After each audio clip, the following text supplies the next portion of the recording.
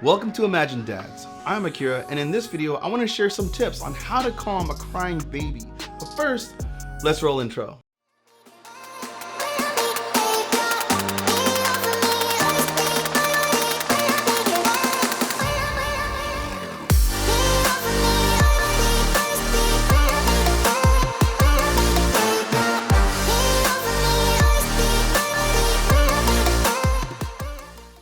So tip number one, gas. One of the best things about what we learned in the NICU was all the different ways to burp our son Hero. We learned you can lay him across your lap, pat him on the back, put him on your shoulder, pat him on the back, or even pat him on his butt, or when he's laying down, pat him on his butt. All those tips we learned from the NICU were extremely beneficial because it showed us more than one way to do the same thing. And sometimes for a crying baby, it could be something else like heartburn or reflux. You can quickly tell in the spit up because it smells acidic. Talk to your pediatrician and find out what may be potentially causing heartburn or gas in your baby. I know it's hard watching your baby cry, but babies cry because they're trying to tell you something ain't right. Our pediatrician prescribed infant doses of some kind of children's Prilosec. I don't remember what it was called, but talk to your pediatrician and find out what's appropriate. Quick tip, get waterproof liners for your bed and for your baby's bed. We got 4 of everything. What helped us was we let Hero sleep between us in our bed whenever he was having any kind of acid reflux attack or something, or he was having a lot of difficulty either breathing or was extremely fussy. We were there to soothe him through the night. Everyone has their own feelings about this, but what worked best for us was really investigating his discomfort and soothing him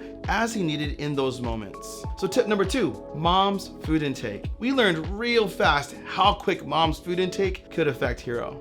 As early as a month before Hero was born, Kylie, my wife, was craving hot wings. We thought enough time had transpired that it would be okay for her to eat those hot wings. Well, she got the heartburn anyways, and when she nursed, Hero puked everything back up. So obviously, hot wings are a bad idea. But this also taught us there's potential for your baby to have extreme reactions to foods you consume. So moms and dads, pay close attention to this detail when your baby is extra fussy. So if mom is already pumping milk and storing it away, make sure you store it away in an order where you can backtrack the foods that mom was consuming that produced that milk. If mom was eating something that you just discovered your baby doesn't agree with, then you already know what batch of milk push aside, instead of just getting rid of all that milk. So pay attention to mom's intake of foods because it might give you some ideas or some clues what foods seem to soothe your baby versus what foods baby definitely doesn't like. All right, if you're getting any value from this, please smash that like button. It really helps my channel out. Tip number 3, rest. This is kind of a controversial one, and it may or may not be true, but this was our experience. When Kylie and Hero finally came home, I completely 110% committed to making that the most graceful, easy transition possible. Also, I knew Kylie was extremely tired, and as was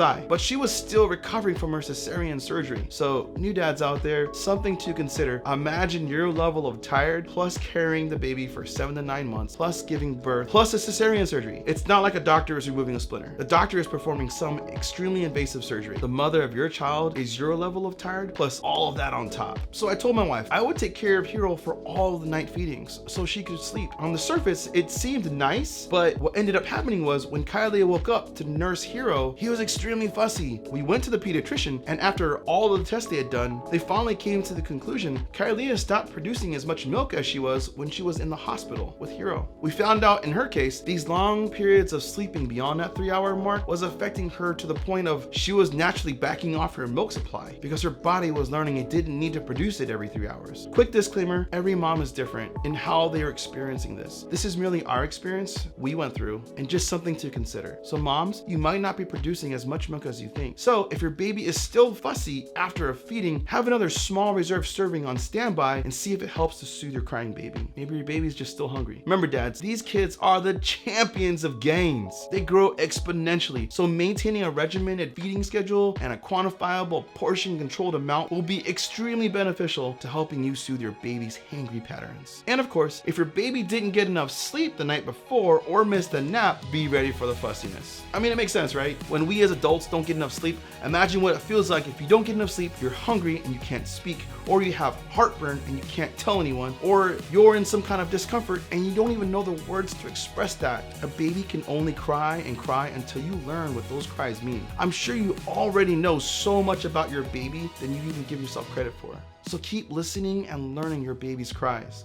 You're doing awesome. Tip number 4, connect. It might sound trivial, but sometimes as new parents, we can be so overwhelmed by the day, compiled with work stress and all that exhaustion it brings. We can bring that negative energy around our baby unintentionally. Just make it a priority to pause, smile, and talk to your baby. We always spoke to Hero in our regular voices because we wanted him to first associate who we are at such a young age. This made it easy to look him in the eyes and talk to him about our day and what we look forward to together.